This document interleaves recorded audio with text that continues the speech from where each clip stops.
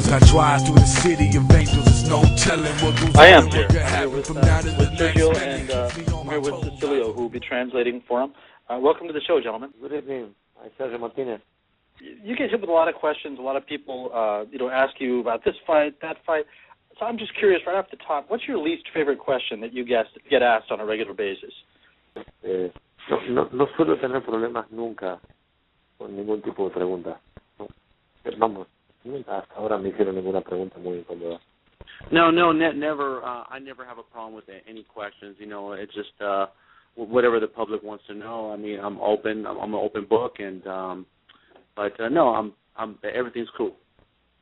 I'm curious. I don't like to ask guys about other people, but you've been very vocal about the Chavez Jr. thing, them stealing your belt, and rightly so. They stole your belt. Today, now, it's being announced that this kid is pulling out of his fight with Ronald Hearns, claiming a hand injury, but there's some people that are saying that he's just overweight and lazy. Does that get under your skin that this guy not only stole your belt, but is not even handling it like a champion?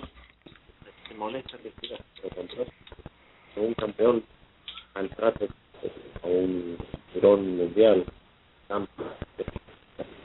libra. No tiene respeto por los jugadores y por el boxeo.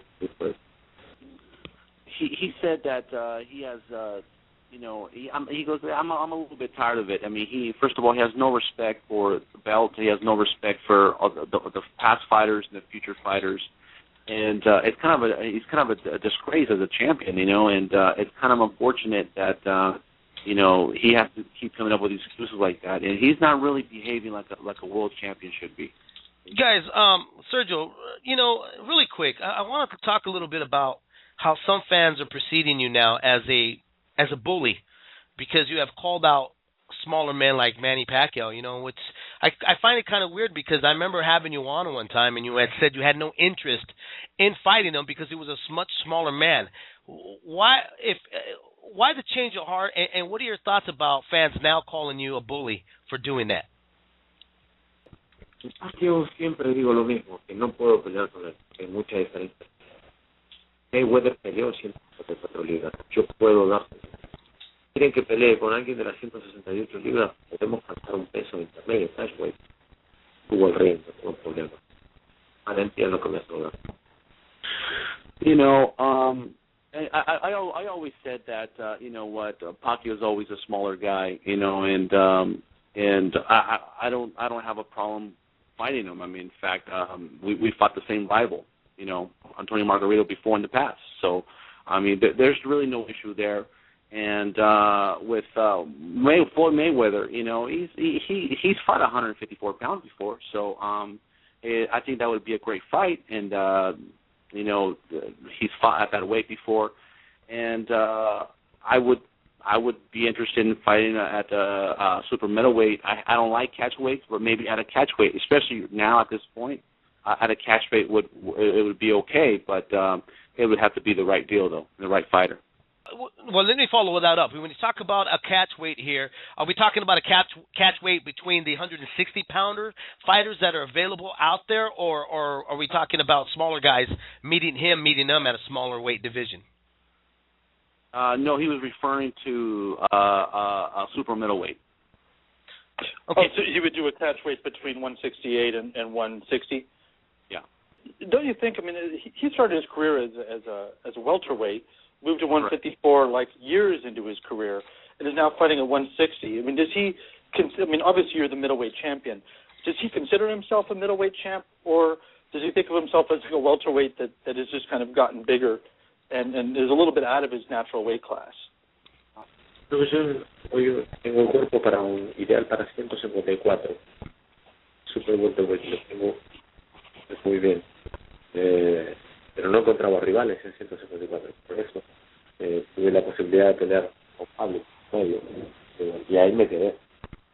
Tengo que bajar, bajo, o sea, tengo un cuerpo con tendencia a bajar. Yeah, right now, I would consider myself really a 154-pounder. I had the tendency to lose weight. And when I fought at 154, nobody wanted to fight me. I couldn't find any rivals, and of course, the opportunity to fight against Pavlik I had to work really hard to get to this point at 160. Even at the fight, I was really small.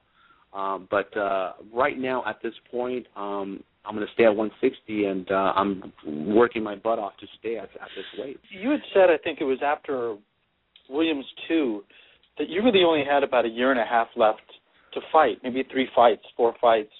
Now you've signed this deal with Ludabella that extends, I think, for another 3-4 years, basically the last contract you'll sign. What was the decision in extending your career, and how long do you think you can go? Porque hubo una buena oferta. Me dan ganas de seguir buscando. Y porque realmente sé que todavía tengo para un par de años más, no sé cuánto decir. Yeah, it was a decision that I made with my team, and I feel really good about it. It was a great offer, and I know I could fight for more years. I don't know for how many more years, but I know I can fight for more years. I feel great. I feel strong. I haven't even hit my peak yet. So I'm going to continue to get better. I'm going to continue to work hard until my body says no more. So I'm going to keep working. That's scary to hear, man, that he hasn't hit his peak yet. Hey, Twitter has been a phenomenon, between fighters. A little while ago, we had Peter Quill and Kid Chocolate on the show here, and he's been pretty vocal with you guys on Twitter about wanting to fight Sergio Martinez here. What are your thoughts about him, and what do you think? Is this a fight that could happen sooner or later? Lo último que yo supe es que el Chocolate estaba en 7 en los rankings del mundo, número 7 en el piso promedio. Ajá. Creo que todavía él necesita pelear con mucha gente antes de pelear conmigo para ganarse su lugar, ¿no? Con todo respeto lo digo, ¿no?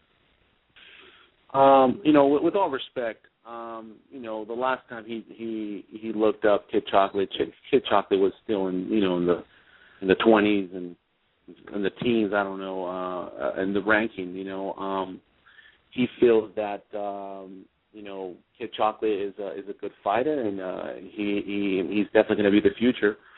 But he needs more experience. He needs to fight more rivals. Some of my fighters that I fought before, before he even gets a shot with me. So it's something that he needs to work a little bit harder to just to call out Sergio Martinez. Anybody can do that. Hold on one second. He's still going to continue. Go ahead. Ese comentario lo hizo muy mediocremente.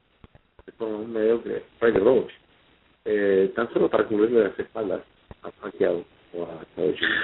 And that was just a very mediocre type of comment. That actually Freddie Roach was the one that made a comment and kind of instigated this whole thing. That hey, fight my guy, and Sergio feels that it's something that just to cover his fighters back, Pacquiao and of course Chavez Jr. He's using that as a shield, but the kid is a great fighter. He's gonna be a champion someday. But tell him to fight some good rivals first before he calls out Sergio Martinez. What do you think HBO is going to finally embrace him? They've been kind of cutting him short and selling him short. When do you think it's going to happen that they finally realize and open their eyes and see exactly what boxing fans have been seeing for the past 2 to 3 years?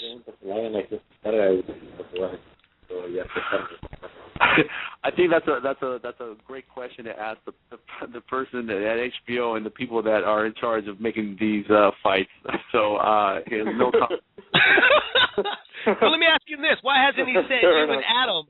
How come he hasn't sent you and Adam over there in the offices? Your guys' presence is already it's intimidating. Why not send you guys out there?